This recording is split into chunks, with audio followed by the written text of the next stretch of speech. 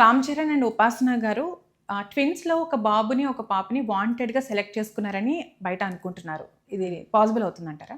లేదండి, it's not possible. First thing is మనము వాళ్ళు ఎగ్ ఫ్రీజింగ్ చేసుకున్నారు. ఐవీఎఫ్ టెస్ట్ ట్యూబ్ బేబీస్ ఆ ఎగ్స్తోనే తయారు చేశారు.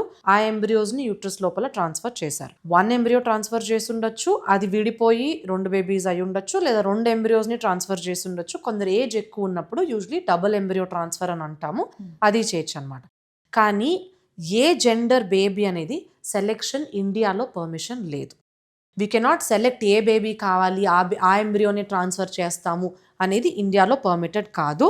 సో వాళ్ళు దే కుడెంట్ హ్యావ్ సెలెక్టెడ్ ఇలా అమ్మాయి కావాలి అబ్బాయి కావాలి అని వాళ్ళకి సెలెక్ట్ చేసుకునే ఆప్షన్ లేదు. ఇన్సిడెంటల్గా వాళ్ళకి ఒక అమ్మాయి ఒక అబ్బాయి పుట్టుంటారు. ఈ ఐవీఎఫ్ ప్రెగ్నెన్సీస్ చేసుకొని ఏవైతే మనం పిండం తయారు చేస్తామో ఆ పిండం మీద జెండర్ టెస్టింగ్ అనేది పర్మిషన్ లేదు కాబట్టి అవి చెయ్యము.